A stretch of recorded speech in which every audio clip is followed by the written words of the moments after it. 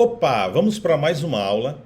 Essa tem uma forte característica teórica, mas eu vou mostrando alguns detalhes lá dentro do Canva para a gente conversar um pouco sobre tipografia. Eu vou listar aqui 6 coisas e vou deixar no final o link de onde eu tirei isso e onde também você vai poder expandir mais o seu conhecimento sobre tipografia, tá certo? Tem mais pontos lá nesse artigo excelente lá no Medium. Vamos lá, tipografia, vamos ganhar tempo. Todo lugar que a gente olha tem tipografia. Então tem aqui na caixa do remédio, no livro, tem tudo. Deixa eu ver mais aqui. Em todo lugar tem tipografia. E a gente é impactado por isso 24 horas por dia, na televisão, na internet. E há alguns princípios, algumas regrinhas, algumas dicas para fazer a gente utilizar a tipografia ao nosso favor. E especialmente dentro do Canva. Certo? 6 pontos. Primeiro deles, tamanho da fonte. E isso aqui é importante que sempre que você estiver fazendo o seu design no Canva, você considere que aquela arte ela pode ser vista no computador e também no celular.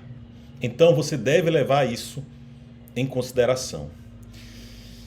Embora haja regra para isso e aquilo outro, sempre eu gosto e eu acredito no meu bom senso, no meu senso estético.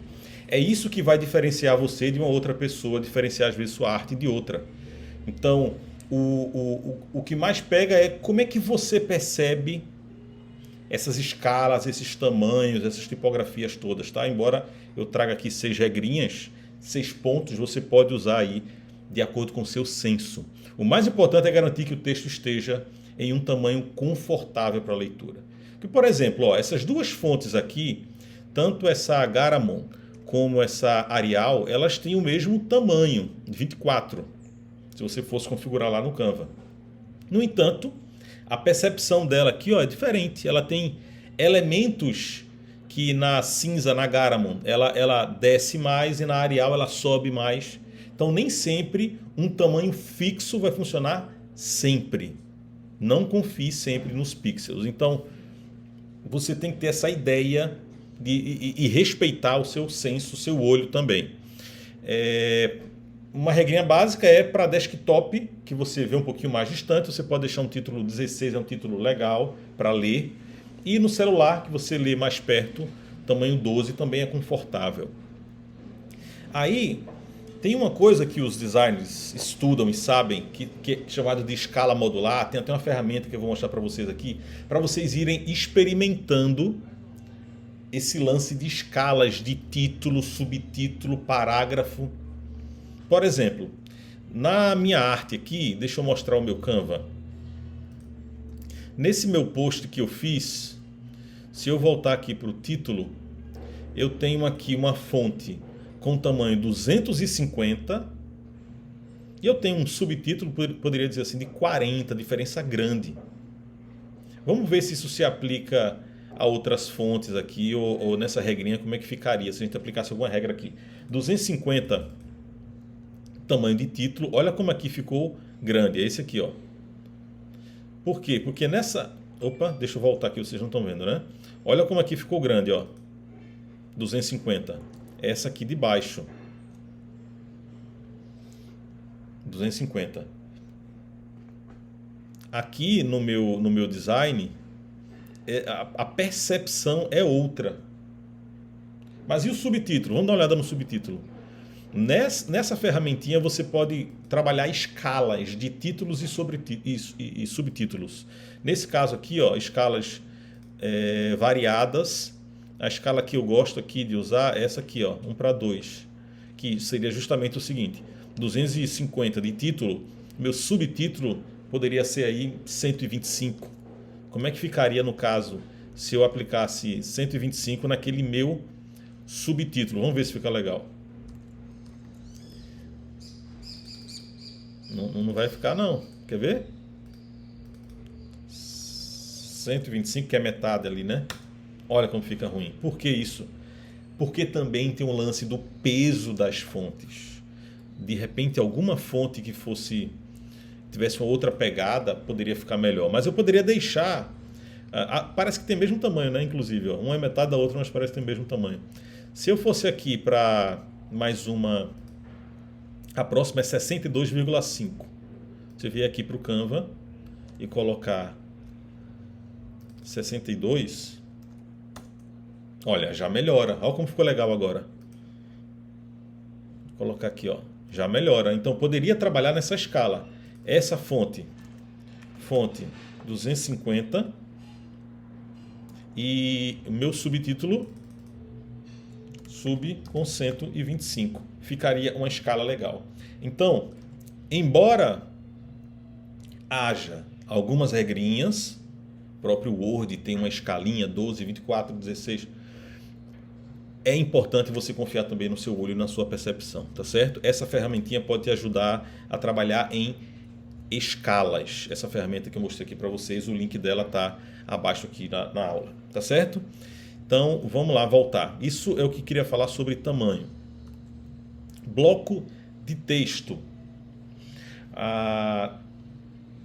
Blocos de texto é outra coisa que é o seguinte, nem tão pequeno, nem tão curto um bloco de texto, nem tão longo.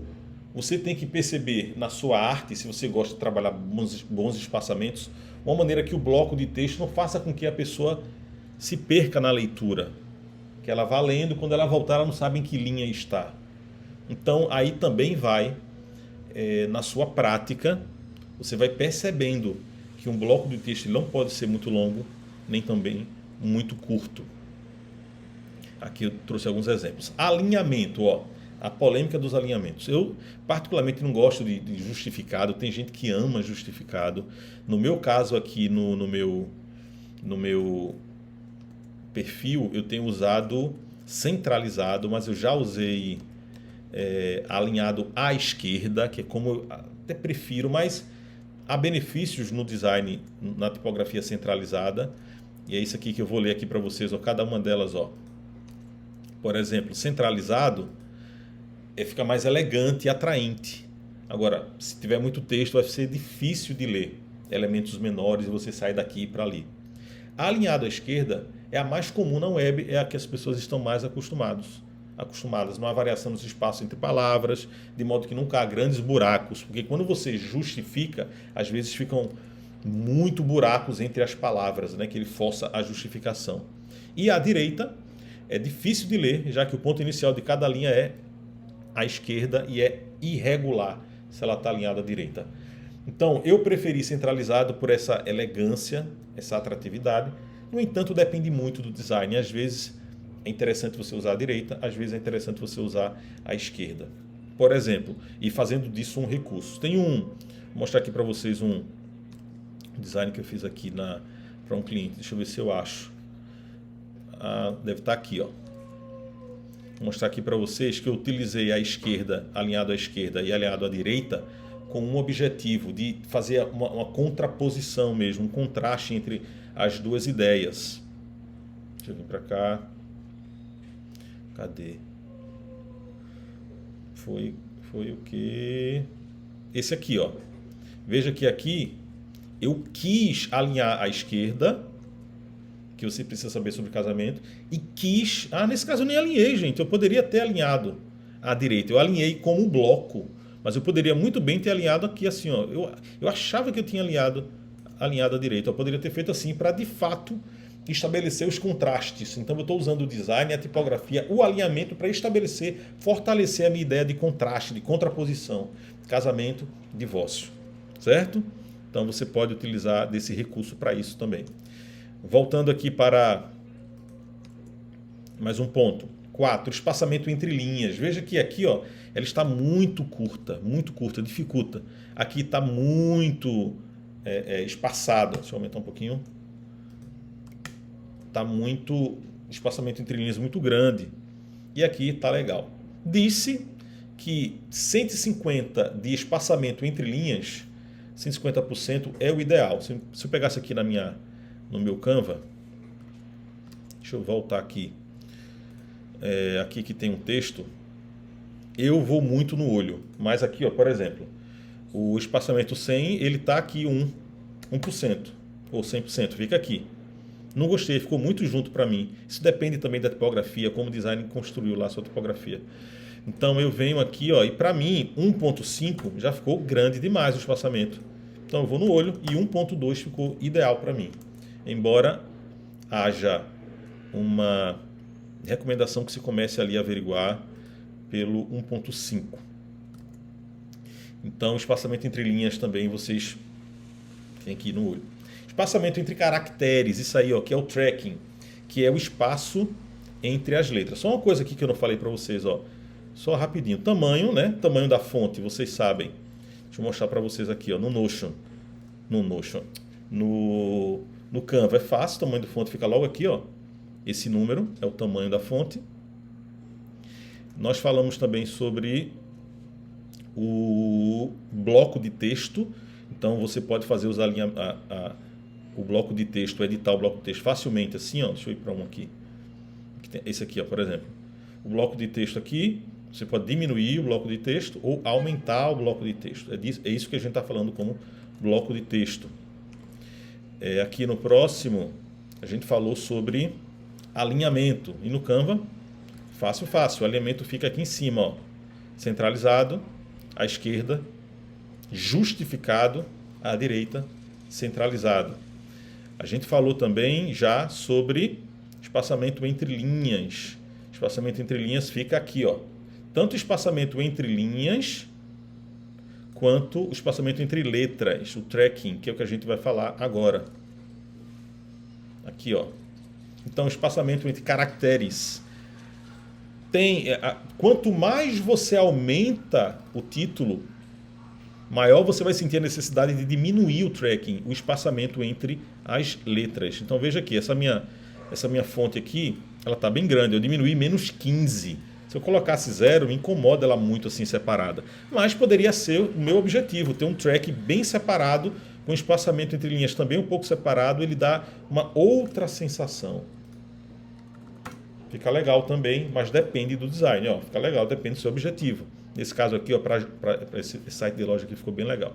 Então você pode trabalhar no olho também. Mas quanto mais você aumenta, você vai sentir a necessidade de deixar o tracking menor. Quanto mais você diminui a fonte, você vai sentir a necessidade de deixar o tracking maior. E por fim aqui, hierarquia.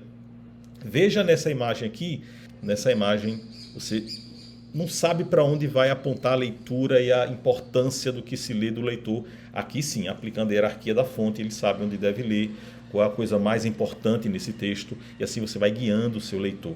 Depois que você domina isso, você pode trabalhar de diferentes formas, quebrar a regra e tudo mais. Então é isso, primeira parte da aula sobre tipografia. Até a próxima.